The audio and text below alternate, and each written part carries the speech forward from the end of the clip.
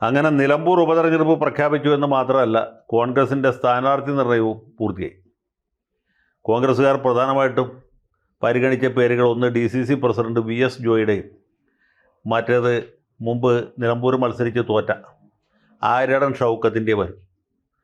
അവസാനം ഷൗക്കത്തിനെ തന്നെ തീരുമാനിച്ചു. ഷൗക്കത്തിനെ തീരുമാനിക്കുമ്പോൾ അതിന് മറ്റൊരു വശം കൂടിയുണ്ട്. PV അൻവർ രാജിവെച്ചുകൊണ്ടാണല്ലോ നിലമ്പൂരിൽ ഉപതെരഞ്ഞെടുപ്പ് ഉണ്ടായത്. ഈ സാധാരണ കോൺഗ്രസ് സ്ഥാനാർത്ഥികളെ നിർണ്ണയിക്കുമ്പോൾ ഒന്നുകിൽ നേരത്തെ MLA ആയിരുന്ന ആളുടെ മകൻ, അല്ലെങ്കിൽ ഭാര്യ, അല്ലെങ്കിൽ മറ്റേതെങ്കിലും ബന്ധു എന്ന പരിഗണന വെച്ചാണ്. അതല്ലെങ്കിൽ ആ സ്ഥാനാർത്ഥി രാജിവെച്ച ആളുടെ താല്പര്യം അനുസരിച്ചിട്ടാണ് പുതിയ സ്ഥാനാർത്ഥിയെ തീരുമാനിക്കുക. ഉദാഹരണത്തിന് PT തോമസ് മരിച്ചപ്പോൾ അദ്ദേഹത്തിൻ്റെ ഭാര്യ ഉമ തോമസിനെ സ്ഥാനാർത്ഥിയാക്കി. ഉമ്മൻചാണ്ടി മരിച്ചപ്പോൾ മകൻ ചാണ്ടി ഉമ്മനെ സ്ഥാനാർത്ഥിയാക്കി. അതുപോലെ നമ്മുടെ ഷാഫി പറമ്പിൽ രാജിവെച്ചപ്പോൾ അദ്ദേഹത്തിൻ്റെ മാത്രം താല്പര്യം മുൻനിർത്തി രാഹുൽ മാങ്കൂട്ടത്തെ സ്ഥാനാർത്ഥിയാക്കി.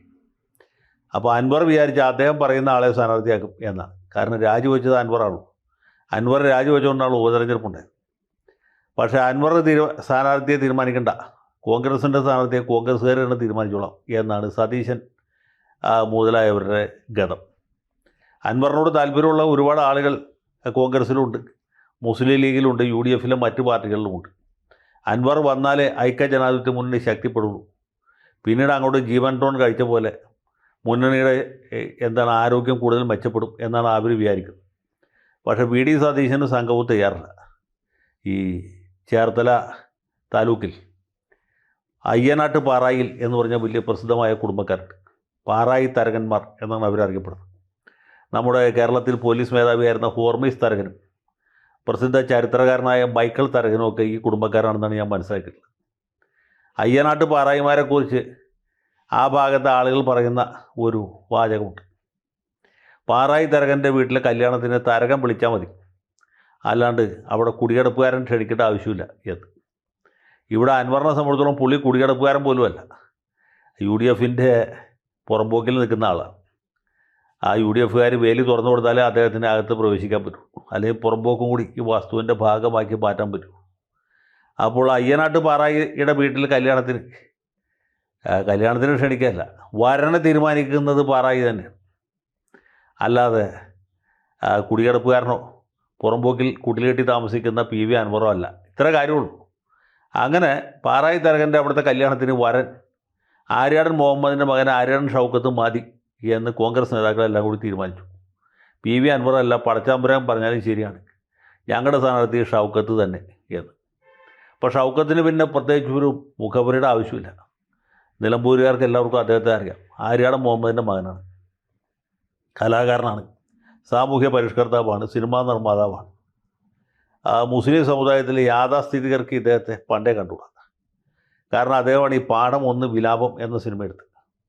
ആ സിനിമ സമൂഹത്തിലെ ഈ ബാലികാ വിവാഹത്തെക്കുറിച്ചാണ് പറയുന്നതെങ്കിലും അത് കൂടുതലായിട്ടും കുത്തുന്നത് പരിഷ്കരണവാദികളെയാണ്, അതായത് മുജാഹിദ്, ജമാഅത്ത് ഇസ്ലാമി മുതലായ സാമഗ്രികളെയാണ്.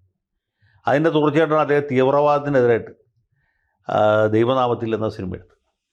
അപ്പോൾ ഈ സിനിമകളുടെയൊക്കെ സന്ദേശം വ്യക്തമായിട്ടും ഒരു മൗദൂദി വിരുദ്ധമായതുകൊണ്ട് ഈ സോക്കോൾഡ് പുരോഗമന ചിന്താധികാരി പുള്ളിക്കെതിരാണ്. യാഥാസ്ഥിതികർ പണ്ടേ എതിരാണ്. പക്ഷേ അതിനുപരി അദ്ദേഹത്തിന് സമൂഹത്തിനൊരു പ്രതിച്ഛായയുണ്ട്.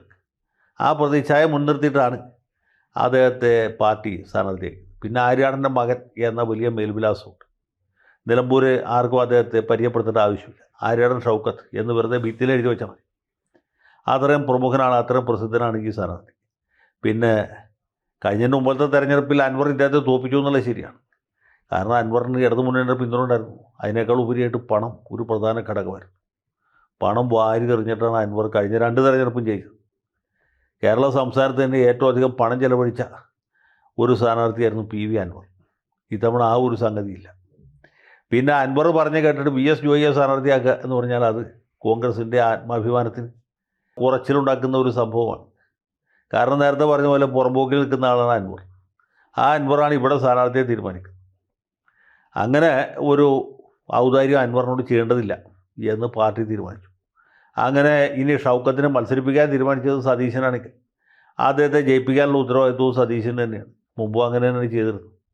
അപ്പോൾ ഏതായാലും സതീശൻ്റെ ഒരു മേൽക്കോയ്മയും താൻ പ്രമാണിത്വവും താൻ്റെ ഇടവുമൊക്കെയാണ് ഈ തെരഞ്ഞെടുപ്പിൽ ഇനി പ്രതിഫലിക്കാൻ പോകുന്നത്.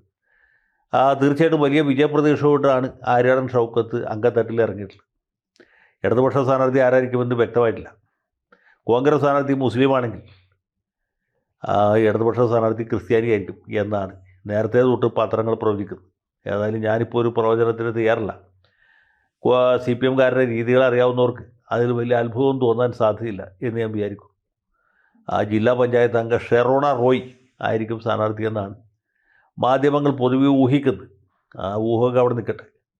പിന്നെ വിപ്ലവ തീപ്പന്തമായ നിലമ്പൂർകാരനും കൂടിയായ സഖാവ് സ്വരാജിൻ്റെ പേരും കേൾക്കുന്നുണ്ട്. പക്ഷേ അദ്ദേഹത്തെ പോലെ സമുന്നതനായ ഒരു നേതാവ് നിലമ്പൂരിൽ വന്ന് ഉപതെരഞ്ഞെടുപ്പിൽ മത്സരിക്കാനുള്ള സാധ്യത വളരെ കുറവാണ് എന്നെനിക്ക് തോന്നുന്നു. ഏതായാലും ഇടതുപക്ഷത്തിനോട് സ്ഥാനാർത്ഥി ഉണ്ടാവും. അത് ജാതിയും മതവും സമുദായമൊക്കെ നോക്കി കൊള്ളാവുന്ന ഒരാളെ തന്നെ അവർ നിർത്തുള്ളൂ എന്ന കാര്യത്തിൽ സംശയം വേണ്ട.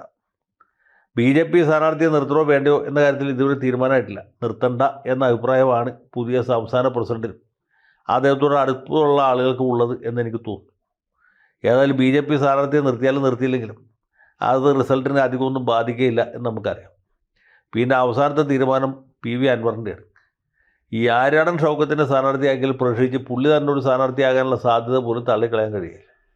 ഇനി പുള്ളി അഥവാ സ്ഥാനാർത്ഥി ആയില്ലെങ്കിലും നേരത്തെ ചേലക്കര മണ്ഡലത്തിൽ NK സുധീറിനെ മത്സരിപ്പിച്ച പോലെ ഏതെങ്കിലും ഒരാളെ പുള്ളി കണ്ടുപിടിച്ച് സ്ഥാനാർത്ഥിയാക്കാനുള്ള സാധ്യത തള്ളിക്കളഞ്ഞു. ഏതായാലും കേരള രാഷ്ട്രീയത്തിൽ PV അൻവർ ആരാണ് എന്നുള്ളത് ഈ തെരഞ്ഞെടുപ്പ് കഴിയുന്നതോടെ വ്യക്തമാകും. ഏതായാലും മത്സരരംഗത്തേക്ക് വരാനില്ല ബാക്കി സ്ഥാനാർത്ഥികളെ കാത്തിരിക്കുന്നു. ബാക്കിയുള്ളവരും കൂടി വന്നിട്ട് ബാക്കി പറയാം.